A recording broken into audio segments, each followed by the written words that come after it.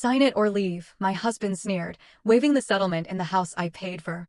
He believed evicting me would break me. I just smiled, signed, and walked out. 12 hours after, his lawyer exploded. "You absolute fool. Do you know what you've done? Can you even imagine?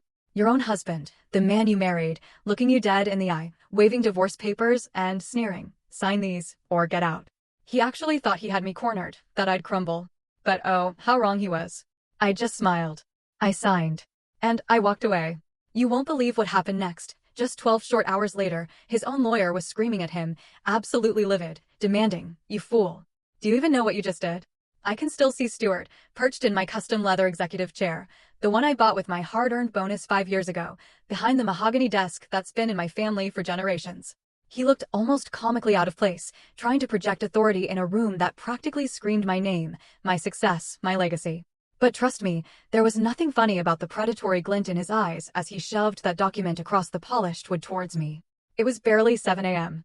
The morning sun was just starting to peek through the shutters, casting long, accusing shadows.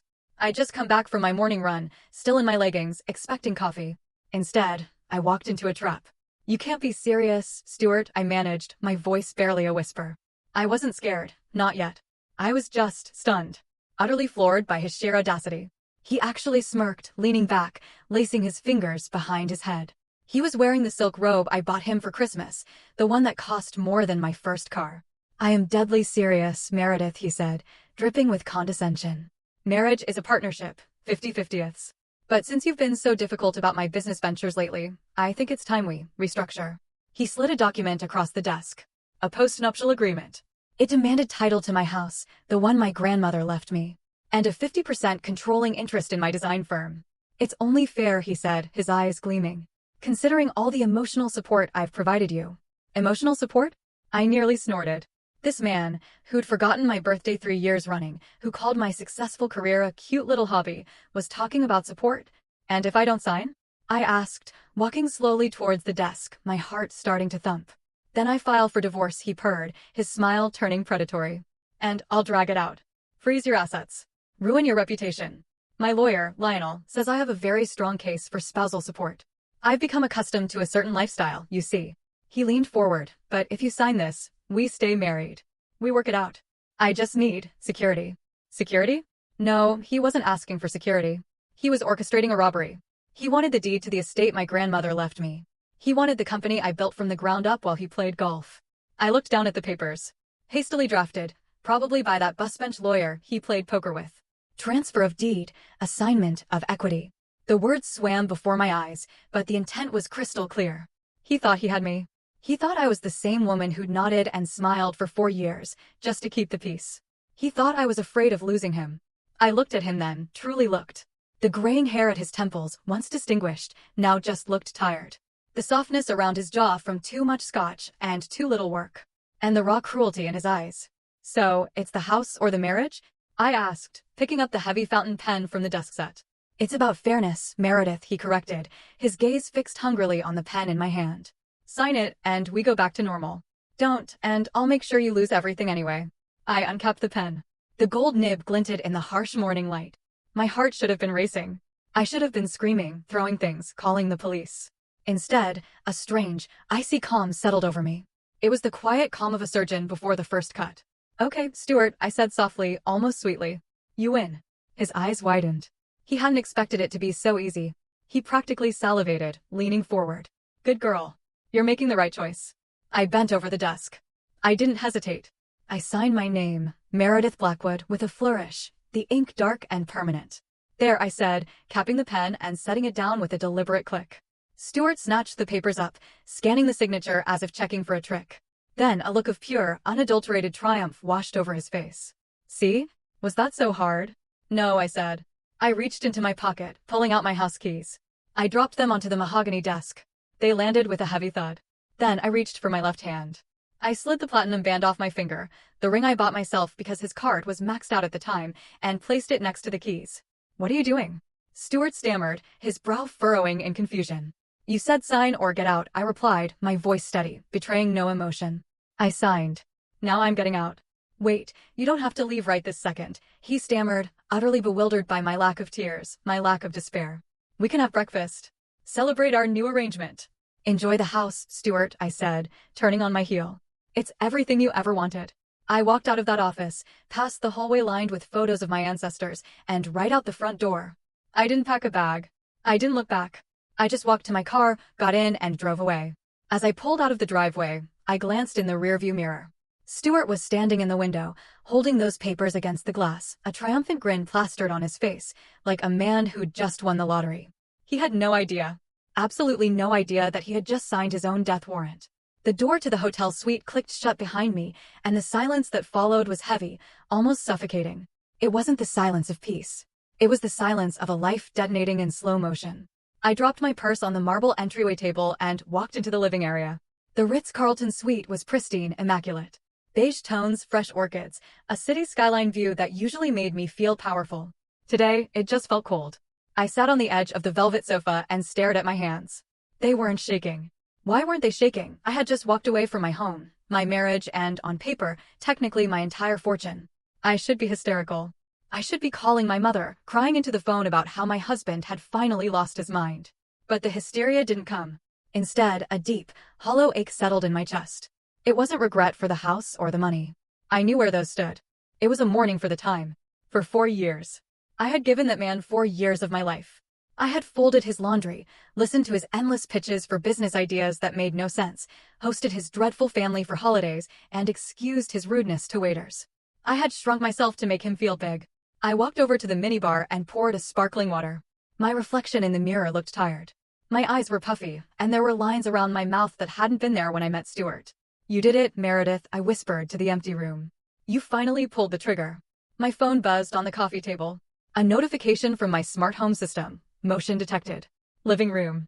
I shouldn't have looked. I knew I shouldn't have. It was emotional masochism. But I picked up the phone and opened the app. The feed loaded in crisp, high definition. There he was. Stuart. And he wasn't alone. He was on the phone, pacing back and forth in front of the fireplace, a glass of my best scotch in his hand. He looked ecstatic. He was gesturing wildly, laughing. I tapped the listen button. Yeah, she just walked out, Stuart's voice, tinny through the phone speaker, gloated. Left the keys and everything. I told you, Lionel, she's weak. Couldn't handle the pressure. The house is mine. The business? Yeah, I'll be going into the office tomorrow to introduce myself to the staff as the new CEO, owner. It's a gold mine, and she's been running it like a charity. He took a long swig of the scotch. No, she won't fight it. She's probably crying at her sister's place right now. She loves me too much to drag this through court. I've got her exactly where I want her. I turned off the screen. My hand gripped the phone so tight my knuckles turned white. She loves me too much. That was his calculation. His entire strategy. He'd banked everything on the assumption that I was a desperate, aging woman who would pay any price to keep a husband. He thought my dignity had a price tag, and he had just bought it for the cost of a threatening legal document. I walked to the window and looked down at the busy street below. Cars rushing by, people going to work, lives moving forward. The world didn't stop because my marriage had imploded. A notification popped up on my email. It was from Paige, my executive assistant. Subject: the package is ready. Body: Meredith, I've compiled the files you asked for. The forensic accountant finished the report at 4 a.m. You were right. It's worse than we thought. Do you want me to send it to Claudia now or wait? I typed back a single word: wait. I wasn't ready to drop the hammer just yet. Not until the ink was dry on Stuart's little victory lap. I sat back down and closed my eyes, letting the memories wash over me. Before the lawyers, before the betrayal, before the hatred. I needed to remember why. I needed to remember the woman I was before Stuart Wilson charmed his way into my life and tried to dismantle it brick by brick. I needed to go back to the beginning. To the night at the charity gala, where he spilled red wine on my dress and apologized with a smile I thought was charming, but now realized was the grin of a wolf spotting a lamb who had strayed too far from the flock. It was 4 years ago, almost to the day. I was 48 then and had been single for a decade. My business, Meredith Blackwood Interiors, had just landed the contract for the new city library, and I felt on top of the world professionally. Personally, I was lonely. I wouldn't admit it to anyone, certainly not to my employees who saw me as the Iron Lady of Design, but going home to an empty 6-bedroom estate every night had started to wear on me. I was at the Children's Hospital Gala, black tie, mediocre champagne, essential networking. Standing near the silent auction tables, debating a vintage trip to Napa, when a voice rumbled behind me. You know, looking at that painting makes me feel like I need glasses, and I have perfect vision. I turned. He was tall, wearing a tuxedo that fit perfectly. That silver fox look, salt and pepper hair, rugged jawline, eyes that crinkled at the corners when he smiled. It's abstract expressionism, I said, smiling politely. It's supposed to challenge your perspective. It challenges my wallet, he laughed. I'm Stuart. Stuart Wilson. I'm in investments. Investments. A vague word. I should have asked what kind right then. I should have asked for a business card, a LinkedIn profile, a tax return. But I didn't. I was charmed. Meredith Blackwood, I replied. The Meredith Blackwood?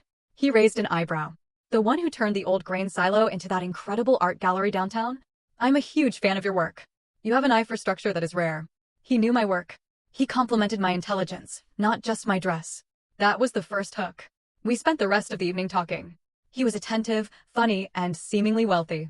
He talked about Europe, his portfolio of startups, his passion for vintage cars. He made me feel interesting. He made me feel seen.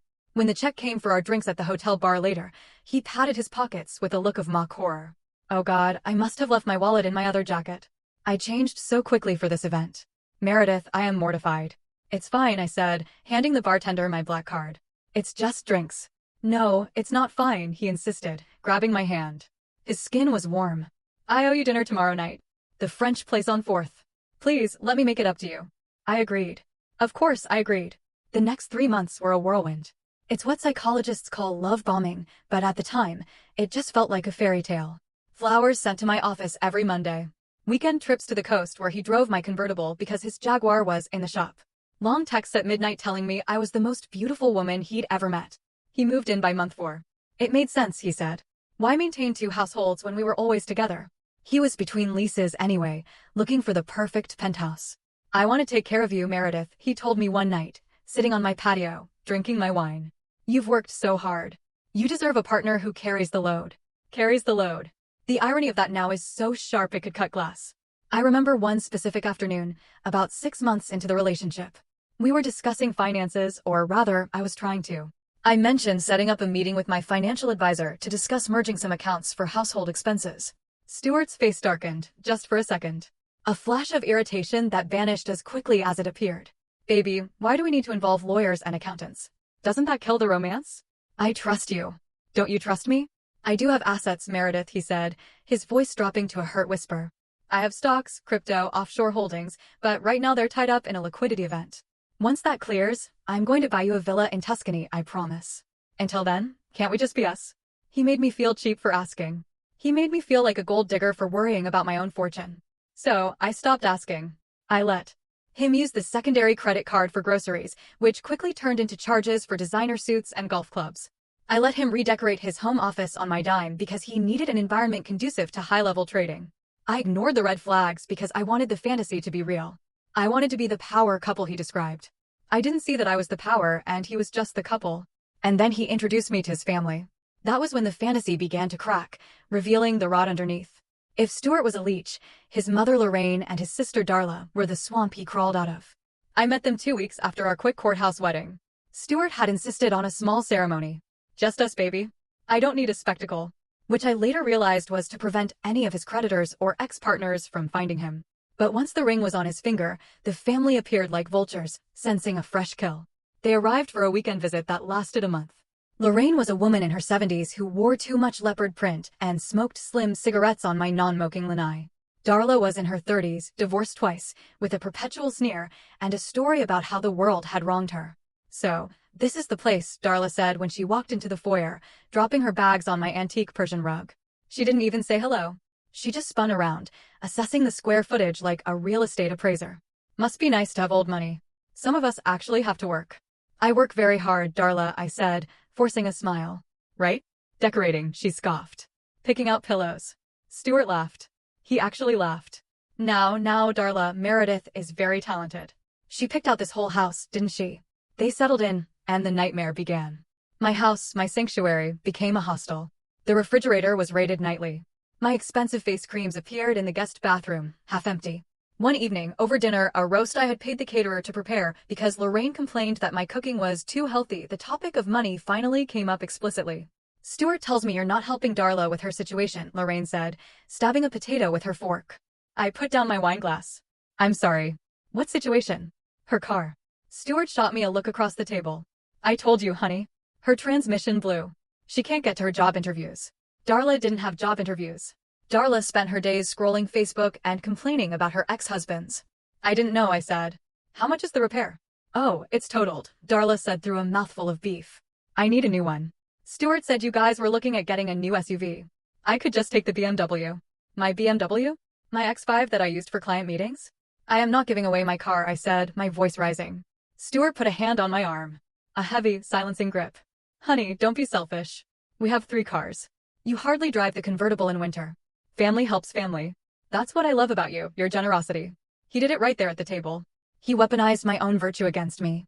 If I said no, I was the stingy rich witch looking down on his poor, struggling family. If I said yes, I was a doormat. We can discuss this alone, I said stiffly. Alone. Lorraine cackled. Did you hear that, Stu? She wants to charge her sister-in-law interest. Unbelievable.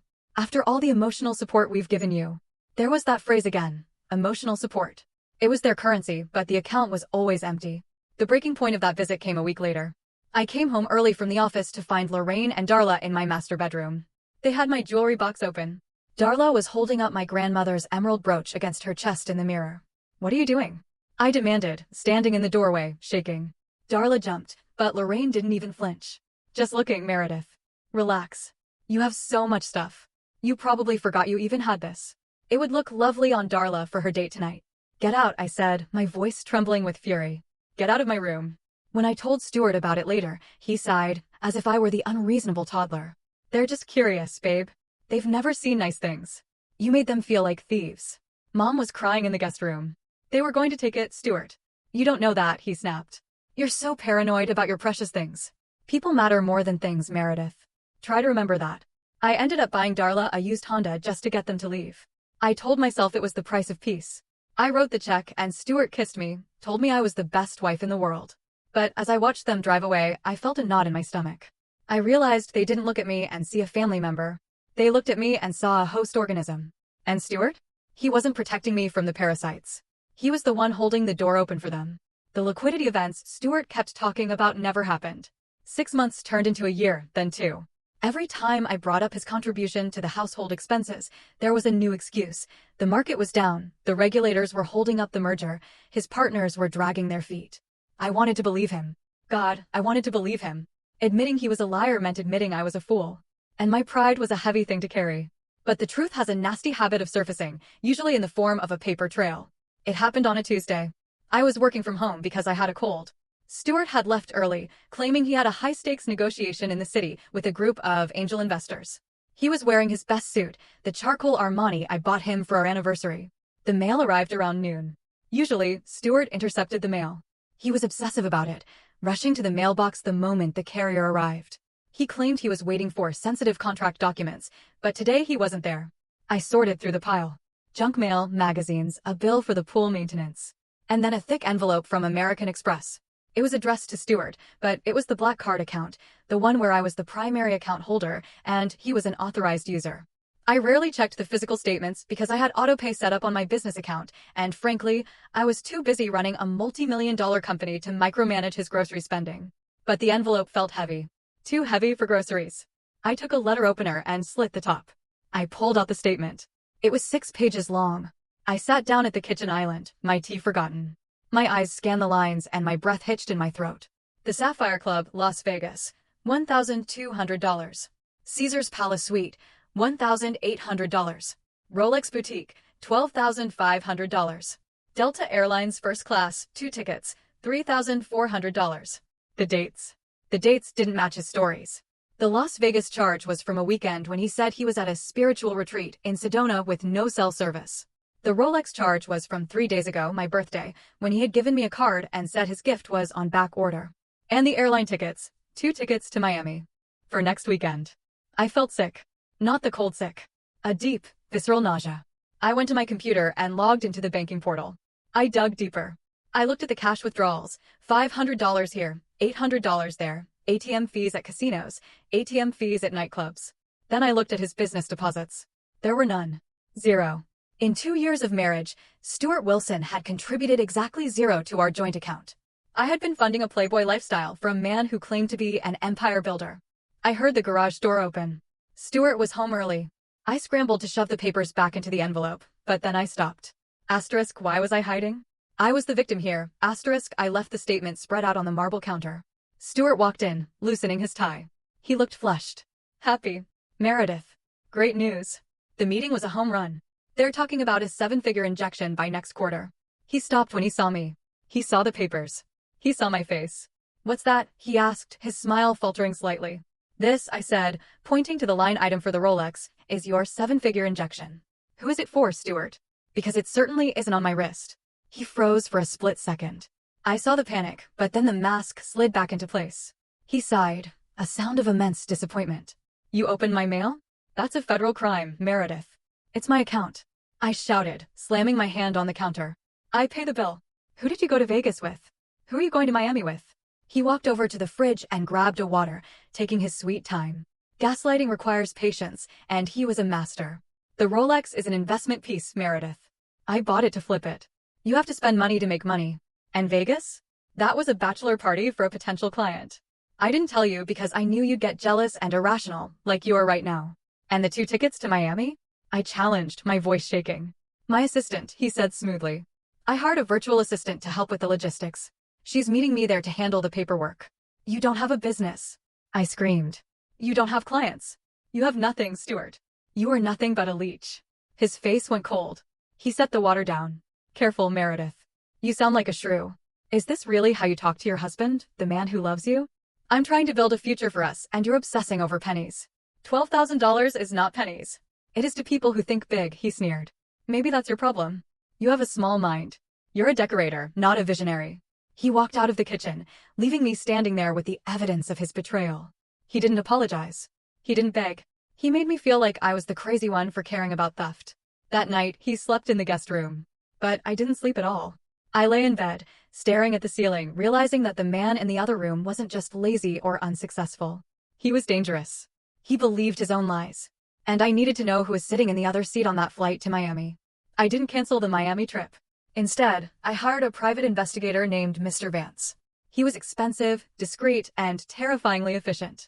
I gave him the flight details and told him I wanted pictures. 3 days later, while Stuart was supposedly closing deals in South Beach, Mr. Vance sent me a Dropbox link. I sat in my office, the door locked and clicked. The photos were high resolution. There was Stuart wearing the linen shirt I bought him, laughing at a pool bar. And next to him, draped over him like a cheap accessory, was a girl. She couldn't have been more than 25. Blonde, incredibly fit, wearing a bikini that looked more like dental floss than swimwear. Subject: Tiffany Miller, age 24. Personal trainer at Ironclad Gym. Current residence: a studio apartment in the Garment District. Rent is 3 months overdue. I scrolled through the photos. They were drinking champagne. They were kissing. In one photo, he was applying sunscreen to her back with a familiarity that made my stomach turn. But the real knife in the heart was the video file. Mr. Vance had managed to get close enough to their table at dinner to record audio. The restaurant was noisy, but the voices were clear enough. I put on my headphones. She's so annoying, baby, Stuart's voice whined. She watches every penny now. I had to fight just to get the limit raised on the card for this trip. When are you going to leave her? Tiffany's voice was high, nasal, and whiny. You said by summer. I'm tired of living in that dump. I want to live in the big house with the pool. I can't just leave, Tiff, Stuart explained, sounding like he was explaining quantum physics to a toddler. If I leave now, I get nothing. We signed a prenup, remember? I get 0. I paused the video. A prenup. We did have a prenup. It was the one smart thing I had done, insisted upon by my father before he passed. It protected my premarital assets. Stuart had signed it begrudgingly 4 years ago. I pressed play. So, what do we do? Tiffany asked. We break her, Stuart said. His voice dropped, becoming sinister. I'm working on it. I'm making her life miserable. My lawyer says if I can prove she's mentally unstable, or if I can coerce her into signing a postnup that voids the original agreement, we're golden. I just need to push her, make her feel like the marriage failing is her fault. She's desperate to be loved. If I threaten to leave, she'll pay anything to make me stay. And then we get the house. Then we get the house. We get the company. We get everything. And we kick the old hag out to the curb. I ripped the headphones off my head and threw them across the room. Old hag. Break her. Coerce her. I couldn't breathe. The air in the room felt too thin. I stood up and walked to the window, pressing my forehead against the cool glass. For 4 years, I thought I was in a marriage with a man who was just irresponsible and a bit selfish. But this was predation. I wasn't a wife to him. I was a target. He was literally plotting to drive me insane or desperate enough to sign away my life's work so he could move his gym rat mistress into my grandmother's estate. I looked at my reflection in the glass. I saw the tears streaming down my face. But beneath the tears, I saw something else. I saw the woman who had built a business empire in a male-dominated industry. I saw the woman who had navigated recessions, difficult clients, and contract disputes. Stuart thought I was weak. He thought I was a desperate aging woman who would do anything for a scrap of affection. He was about to find out that the old hag knew how to fight. I wiped my face. I picked up the phone. I didn't call Stuart. I didn't scream at him. I dialed a number I hadn't used in years. "Claudia," I said when the voice on the other end answered. "It's Meredith. I need you. And I need you to be the shark everyone says you are." Claudia Vance's voice was warm but sharp. "Meredith? Is everything okay?" "No," I said, my voice hardening into steel.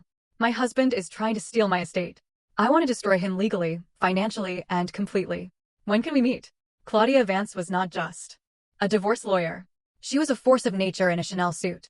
Her office was on the 40th floor, overlooking the city, and she charged $900 an hour. She was worth every penny. I sat opposite her, the investigator's report and the transcription of the audio recording spread out on her glass desk. Claudia read through them in silence, her expression unreadable behind her designer glasses. Occasionally, she would circle something with a red pen. Finally, she looked up. "He's an amateur," she stated flatly. "A greedy, stupid amateur. But amateurs can be dangerous because they don't know the rules. He wants me to sign a postnup," I said. "He told his mistress he's going to pressure me into voiding the prenup." "Of course he is," Claudia leaned back. "Because under the current prenup, he walks away with nothing but his clothes and whatever is in his personal account, which, according to this forensic report, is zero. He needs you to voluntarily give him the assets." "So, I just say no?" "We could." Claudia tapped her pen on the desk. "We could file for divorce today on grounds of adultery. We have the proof. You'd win. He'd get kicked out." "That's not enough," I cut in. The anger flared in my chest again. "Claudia, he humiliated me. He brought his family into my home to steal from me. He spent my money on her. He called me an old hag and plotted to break me mentally. I don't just want a divorce. I want him to hurt. I want him to feel the panic I felt when I saw those bank statements." Claudia smiled. It was a terrifying smile. "I was hoping you'd say that." She pulled a file from her drawer. "Do you remember 2 years ago when you reorganized your business structure? You moved the house and the majority of your liquid assets into the Blackwood Family Trust." "Yes," I nodded. "For tax purposes." "And do you remember," she continued, "that because Stuart was your spouse, we needed him to sign a waiver acknowledging that those assets were moving into a trust where you were the sole beneficiary?" He signed a stack of papers that day, I recalled. He didn't read any of them. He was too busy playing Angry Birds on his phone. "Exactly." Claudia's eyes gleamed. "He signed a spousal waiver of interest. Basically, he formally acknowledged, with a notary present, that the house and the company are trust property, not marital property. He has zero claim to them. None. Even if you burn the prenup, the trust protects them. He doesn't know that," I realized. "He thinks the house is still in my name. He thinks he's a legal genius because he watches Suits." Claudia scoffed. "Now, here is the beautiful part. If he attempts to claim ownership of trust property, knowing he has waived his rights, he is committing fraud. But we need him to commit to the act. We need him to demand the specific assets he has already waived." "He's going to present me with a postnup," I said, seeing the plan form. "He's going to list the house and the company. If you sign a document giving him the house," Claudia said slowly, "you are essentially giving him nothing because you personally don't own the house. The trust does. You can't give away what you don't hold title to as an individual." "His document will be worthless," I whispered. "But he will think he won." "He will think he won," Claudia agreed. "And he will act on it. He will try to take possession. He might try to sell it or borrow against it. And the moment he tries to exercise ownership over trust assets, that's when we nail him. Not just for divorce, but for attempted fraud and extortion." She slid a piece of paper toward me. "This is the plan. It requires you to be an actress, Meredith. You have to let him think his plan is working. You have to let him bully you. You have to let him present those papers. And then I sign them." I finished the sentence. "You sign them," Claudia nodded. "And you walk away. You give him the rope. And we let him hang himself." I looked at the city below. It was a risky game. It required me to endure his cruelty for a little while longer. But the thought of the look on his face, the look when he realized he had played himself, was too sweet to resist. "Draw it up," I said. "I'm ready to put on the performance of a lifetime." The week leading up to the ultimatum was the longest of my life. I had to live with a man I despised, share a bed with a man who smelled like another woman's cheap perfume, and pretend I was falling apart. I stopped wearing makeup. I let the house get a little messy. I would accidentally leave bills on the counter and then cry when he asked about them. I'm just so stressed, Stuart, I sobbed one evening over a burnt dinner. I feel like I'm losing control of everything. The business is hard. The house is too much work. He ate it up. He would rub my back with fake sympathy and say, maybe you need to simplify, babe. Let me take some of the burden. We need to secure our future so you can relax. I also planted the bait. I left a folder on my desk labeled Asset Valuation 2024. Inside, I put documents, fake ones, showing that the house had appreciated to $4 million and the business had liquid cash reserves of $2 million. I saw him checking the folder when he thought I was in the shower. I watched through the crack in the door as his eyes widened, scanning the numbers. He pulled out his phone and took pictures of the documents. He was sending them to Lionel. Lionel says we need to move fast. I heard him whisper on the phone in the garage later that night. She's cracking. She's talking about selling the business and moving to an ashram or something. We can't let her sell. I need that equity. Greed, I thought. Greed makes you stupid, Stuart. Finally, the night before the ultimatum, he came home with the briefcase, the brown leather one he bought to look important. He set it down by the door like a weapon. We need to talk in the morning, Meredith, he said, his voice grave. I've been doing a lot of thinking about us, about how to fix this. Okay, I said, making my voice tremble. Whatever you say, Stuart. That brings us back to that morning in the office. The moment I signed those papers, when I walked out of that house, leaving my keys and ring behind. I didn't drive aimlessly. I drove straight to Claudia's office. He took the bait, I told her as I walked in. Did he sign? She asked. He made me sign. And then he countersigned. He has the documents. Perfect. Claudia picked up her phone. I'm initiating the eviction protocol, and I'm sending a courier to the bank to freeze the joint accounts. Not that there's much in them, but it's the principle. What about the house? I asked. He's there now. He thinks it's his. Technically, Claudia smiled, he is trespassing. But let's give him his night of glory. Let him host his little victory party. The higher he climbs, the harder the fall. I checked my phone again. The notifications from the smart home were rolling in. Front door unlocked. Thermostat set to 68. Music system activated. And then a new notification. Access code created. Guest, Tiffany. He hadn't even waited an hour. He had moved her in. He brought her to the house, I told Claudia, my voice cold. Good, Claudia said. That just adds to the narrative of emotional distress for the judge. Keep the footage. I sat in the chair in Claudia's office, watching the live feed on my phone. I saw Tiffany walking around my living room, touching my sculptures, putting her feet on my white sofa. I saw Stuart pouring wine, my vintage Bordeaux, into 2 glasses. They toasted. They laughed. They kissed in the home I had built. It took every ounce of restraint not to drive back there and burn the place down. But I waited. I waited because I knew that tomorrow morning the sheriff was coming. I knew that tomorrow morning the reality of the trust would hit them like a freight train. Go to the hotel, Meredith, Claudia said gently. Get some sleep. Turn off the phone. Tomorrow is going to be a very busy day. I can't turn it off, I said, watching Stuart carry Tiffany up the stairs toward my master bedroom. I need to see it. I need to remember this anger. Because when he calls me tomorrow begging, I need to remember exactly why I am destroying him. I closed the phone. The trap was sprung. The rat was inside. Now all I had to do was wait for the snap. The screen on my phone was small, but the betrayal was broadcast in 4K resolution. I sat in the darkness of my hotel suite, the glow of the screen illuminating my face, watching the nightmare unfold in real time. It was 8 p.m., barely 12 hours since I had walked out of my front door. Stuart hadn't wasted a single second. My living room, usually a sanctuary of quiet elegance, was packed. And I don't mean a few friends having a glass of wine. I mean it looked like a fraternity house mixer. There were at least 20 people there, most of them strangers to me, probably friends of Tiffany's or Stuart's drinking buddies from the golf club. The music was loud. I could see the bass vibrating the leaves of my ficus tree in the corner. But it was the sight of Stuart that made my blood run cold. He was standing on my coffee table. On the table. The table I had imported from Italy, a piece of travertine stone that was older than this country. He was wearing his suit pants and a button-down shirt, unbuttoned halfway down his chest, holding a bottle of wine high in the air. I zoomed in on the bottle. It was a Chateau Margaux 1982. A bottle my father had given me on my 40th birthday. He had told me to save it for a moment of supreme happiness. It was worth about $2,000. Stuart was pouring it into red plastic solo cups. To the new chapter. Stuart bellowed, his voice distorted by the microphone on the security camera, but still painfully audible. To taking what is yours. To being the king of the castle. The crowd cheered. Tiffany was right there next to him, laughing. She was wearing my silk kimono, the one I bought in Kyoto, over her clothes like a party favor.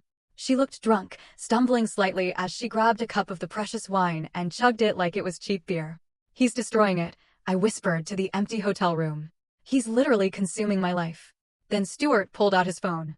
I watched on the security feed as he held it up, but then my own phone buzzed with a notification. Stuart Wilson is live on Facebook. I switched apps. There he was, live streaming to the world. What's up, everyone? Stuart shouted into the camera, his face flushed and sweaty. Just wanted to give you a tour of the new HQ for Wilson Global Enterprises. Yeah, we finally got rid of the dead weight. Sometimes you have to cut the anchors to let the ship sail, right? He panned the camera around the room, showing off my art, my furniture, my view. Look at this place, he boasted. This is what happens when you have vision. My ex, well, soon-to-be ex, she didn't get it.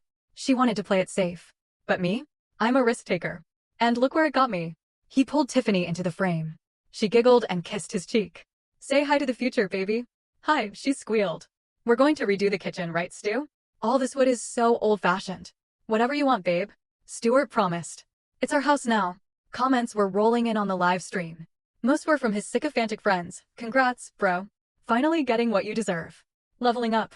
But I also saw comments from our mutual acquaintances, from the wives of his golf buddies, from neighbors. Wait, isn't that Meredith's house? Did Meredith move out? This is awkward. He was documenting his own demise. He was creating public, time-stamped evidence of his looting. Every sip of that wine, every unauthorized guest, every claim of ownership was another nail in his legal coffin. I felt a vibration of pure rage starting in my toes and working its way up. It wasn't the sad, heavy grief of the morning. It was a hot, sharp, energizing anger. He wasn't just stealing.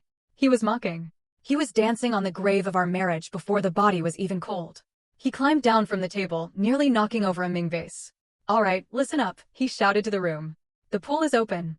Who wants to swim? A roar of approval went up. I watched as people started stripping down to their underwear, running toward the sliding glass doors that led to my pool area. I closed the app. I couldn't watch them defile the water. I stood up and walked to the desk in the hotel room. I had been waiting. I had been hesitating, perhaps out of some lingering sense of mercy, or maybe just shock. But mercy was gone now. The sight of that 1982 Margot being poured into a solo cup had killed the last shred of empathy I had for Stuart Wilson. I opened my laptop. Ideally, I would have waited until morning to start the financial execution. But Stuart wanted to play king of the castle tonight. Fine. Let's see how the king rules when the treasury is empty. I cracked my knuckles, opened the spreadsheet I had prepared, and logged into the administration portal for my life. It was time to turn off the lights. The laptop screen glowed with the cold, blue light of vengeance. I had laid out everything in a systematic order, a digital firing squad ready to execute Stuart's lifestyle. I wasn't just angry. I was methodical. This is what Stuart never understood about me. He thought my success was luck or inheritance. He didn't understand that I built a company because I understood logistics. I understood leverage. And I understood details. Step 1. The credit cards. I logged into the American Express corporate portal. There it was, Stuart's supplementary card. The balance was currently sitting at $14,200 just for this month. I clicked on the card number. Status, active.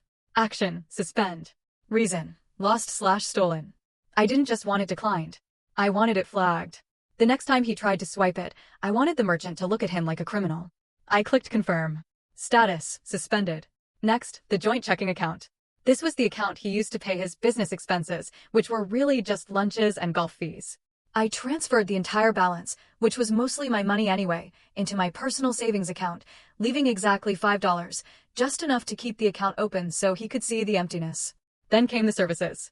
I pulled up the BMW leasing portal. The lease was in my name, with Stuart listed as the primary driver.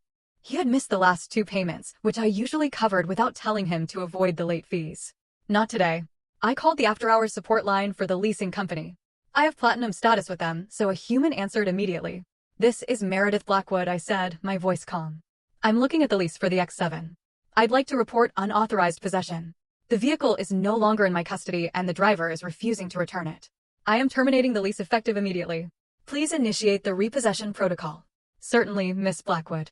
Since the vehicle has GPS tracking, we can dispatch a recovery team within the hour. Do we have your permission to retrieve it from the driveway? You have my enthusiastic permission, I said. And please don't ring the doorbell. Just take it. Step 4. The utilities. This was the pettiest move, and I savored it. The electricity and water were essential, and legally I couldn't cut those off instantly without a process. But the luxuries. I logged into the cable and internet provider. Cancel service. I logged into the streaming services. Netflix, HBO, Hulu, Spotify. Change password. I logged into the wine cellar climate control app. System off. And finally, the smart home hub. I watched the security feed one last time. The party was in full swing. Stuart was by the pool, laughing with a drink in his hand. The music was blasting. I opened the smart home admin panel. I had administrator privileges. Stuart only had guest access, though he didn't know it. I changed the master code. I deleted Stuart's iPhone from the authorized devices list. I deleted the new guest Tiffany code he had just created. Then I looked at the scene settings. I created a new scene titled Closing Time. Action 1. Turn off all interior lights. Action 2. Lock all exterior doors. Action 3. Set thermostat to 85 degrees. Action 4. Turn off pool heater and pump. Action 5. Activate intruder alert voice warning. Silent alarm to police disabled for now, just the internal audio. I hovered my mouse over the activate button. My heart was pounding, not with fear, but with adrenaline. This was it. The moment I stopped being the victim. The moment I took back control. He wanted the house. He could have the house. But he was about to find out that the house was a machine. And I held the remote. I pressed the button. On the screen, the lights in the house instantly went black. The music cut out. I saw heads turn. I saw phone flashlights click on. I saw confusion. And then, on the banking tab, a notification popped up. A transaction attempted. Domino's Pizza for $150. Status, declined. Another attempt. Status, declined. I sat back in my hotel chair, letting out a breath I felt like I'd been holding for 4 years. The silence in the hotel room was no longer heavy. It was the silence of a judge's gavel hitting the sound block. I closed the laptop. The show was over for tonight. But tomorrow morning? That was when the real fireworks would begin. Morning broke with a brilliant, cruel sunshine that I knew was currently baking the interior of my house. I had set the thermostat to 85 degrees last night, and with the windows likely closed to keep the noise in, it would be a sauna by now. I woke up at 6:30 a.m. at the Ritz, feeling rested for the first time in months. I ordered a full breakfast, eggs Benedict, fresh fruit, and a large pot of coffee. I ate it slowly, savoring every bite, imagining the scene unfolding across town. At 7:15 a.m., my phone began to blow up. First, it was a text from Mrs. Higgins, my neighbor across the street. She was the neighborhood watch captain and had eyes like a hawk.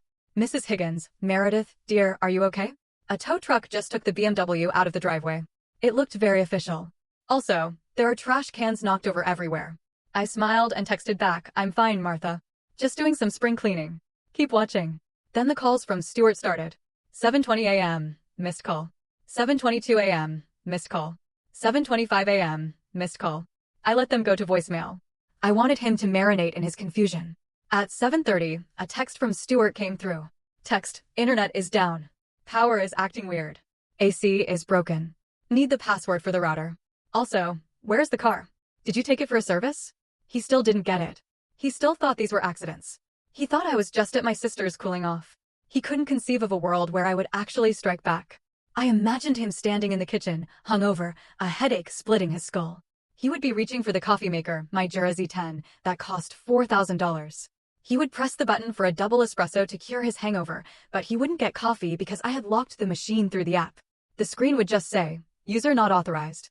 The pettiness of denying him caffeine felt incredibly satisfying. At 8 a.m., the panic set in.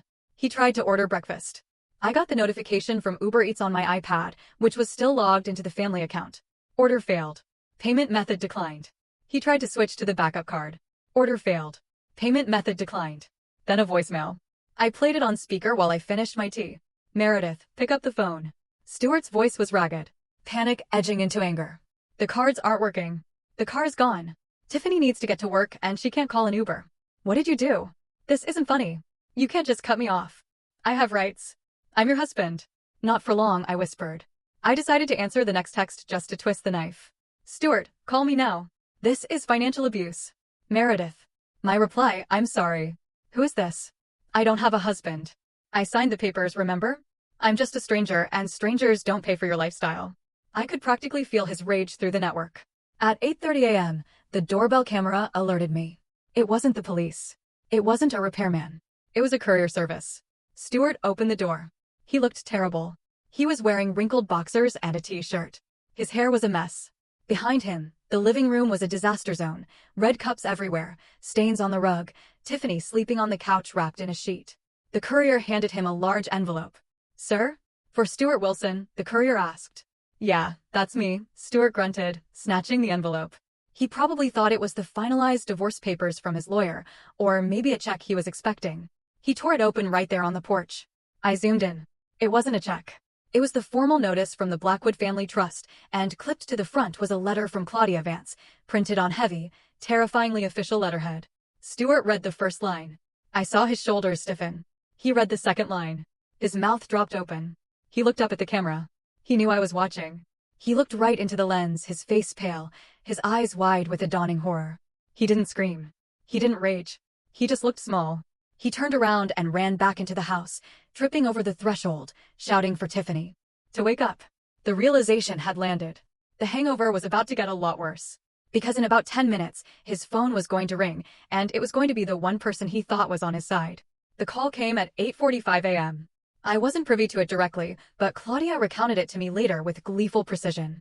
However, I got the gist of it because Stuart, in his panic, put it on speakerphone while pacing in the living room right under my high-fidelity security microphone.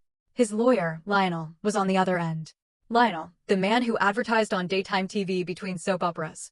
Lionel, you have to fix this. Stuart was shouting, pacing around the red Solo cups. She cut everything. The car is gone.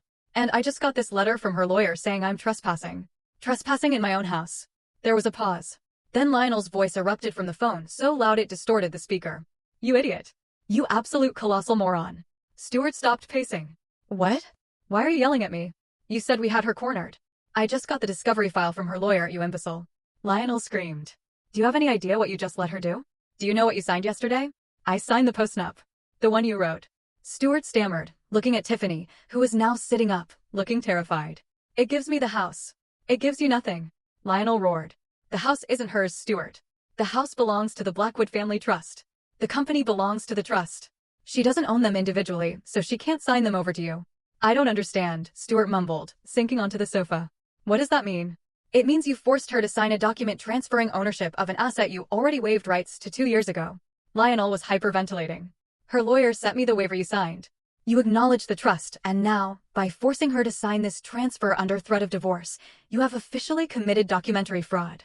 You attempted to extort a trust asset. That is a felony, Stuart. A felony. Stuart's face went gray. But she signed it. She agreed. She baited you. Lionel shrieked. She handed you a loaded gun, pointed it at your head, and you pulled the trigger. Her lawyer is talking about pressing charges for extortion and fraud. They have recordings, Stuart. They have texts. They have the video of you live streaming from the house claiming ownership. You confessed on Facebook Live. Fix it. Stuart begged, his voice cracking. Just tell them it was a mistake. Tell them I didn't know. I can't fix a felony. Lionel yelled. I'm dropping you as a client. I am not losing my license because you decided to play tycoon with a shark like Meredith Blackwood. You are on your own. My advice, get out of that house right now before the cops show up. Click. The line went dead. The silence in the living room was absolute. The only sound was the hum of the refrigerator and Tiffany's shallow breathing. Stuart dropped the phone. It clattered onto the hardwood floor. He looked at Tiffany. He dropped me, Stuart whispered. Tiffany stood up, pulling the sheet tighter around her. What does that mean, Stu? Do we get the house or not? Stuart looked at her, and for the first time, I saw the hate in his eyes. Not for me, but for her. For the distraction. For the greed that she had fueled. There is no house, Stuart said, his voice hollow. It's a trust. It was never hers to give. So, you're broke? Tiffany asked, her voice losing all its softness. Like, actually broke? I'm worse than broke, Stuart laughed, a manic, high-pitched sound. I'm about to be arrested. He stood up and ran his hands through his hair. We have to go. Lionel said to leave. We have to pack. Tiffany took a step back. I'm not going anywhere with you if the cops are coming. I have a career, Stuart. I'm an influencer. You're a part-time trainer who hasn't paid rent in 3 months. Stuart snapped. Pack your bags. We're going to my mom's. I am not going to your mother's trailer. Tiffany shrieked. I sat back in my hotel chair, sipping my tea. It was unraveling faster than I had anticipated. The rats were turning on each other. Then my phone buzzed again. It was a notification from the front gate security system. Visitor, Lorraine Wilson. Visitor, Darla Wilson. The flying monkeys had arrived. They must have seen the Facebook live stream or heard the panic in Stuart's earlier calls. They were coming to claim their share of the victory. I watched the feed as Darla's beat-up Honda, the one I paid for, rolled up the driveway. This, I said to myself, is going to be entertaining. Lorraine and Darla burst into the house like they were raiding a buffet. Lorraine was wearing a floral muumuu and Darla was already holding a cigarette, ash falling onto my foyer floor. Where is the champagne? Lorraine boomed, spreading her arms wide. My son, the homeowner. We saw the videos too. Finally, you put that stuck-up woman in her place. Stuart was standing in the middle of the living room, frantically throwing clothes into a garbage bag. He looked up, wild-eyed. Shut up, Mom, he hissed. Lorraine froze. Excuse me? Is that how you talk to the woman who birthed you? There is no house. Stuart screamed, throwing a pair of shoes into the bag. It's over. She tricked me. The cops are coming. Darla dropped her cigarette. What do you mean she tricked you? You said she signed the papers. The papers are worthless. Stuart yelled. It's all a trust. I'm broke, Mom. I have nothing. The car's gone. The accounts are frozen. And I'm facing jail time for fraud. The transformation on Lorraine's face was instantaneous. The pride vanished, replaced by a cold, calculating sneer. You mean you didn't get the money? She asked slowly. No. And you don't get the company? No. Lorraine looked at Darla. I told you he would screw it up. He never had the head for business. Mom. Stuart looked betrayed. I need help. I need a place to stay. Can we come to your place just for a few weeks until I sort this out? Lorraine looked at Tiffany, who was frantically texting on the sofa. I don't have room for you and your whore. Hey, Tiffany shouted. And I certainly don't have room for a son who is going to bring the police to my doorstep. Lorraine sniffed. I run a respectable bingo night. I can't have felons sleeping on my couch. You're abandoning me? Stuart asked, his voice breaking. After everything I gave you? I bought Darla that car. I paid off your gambling debts. With Meredith's money. Darla pointed out unhelpfully. Technically, you didn't give us anything. She did. So, call her. Stuart begged. Call Meredith. She likes you guys. Maybe she'll listen to you. Tell her I'm having a breakdown. Tell her to call off the lawyers. Lorraine hesitated. She pulled out her phone. I watched on my screen as my own phone started ringing. Call Lorraine Wilson. I stared at it. I let it ring. Then I blocked the number. On the screen, Lorraine looked at her phone, annoyed. She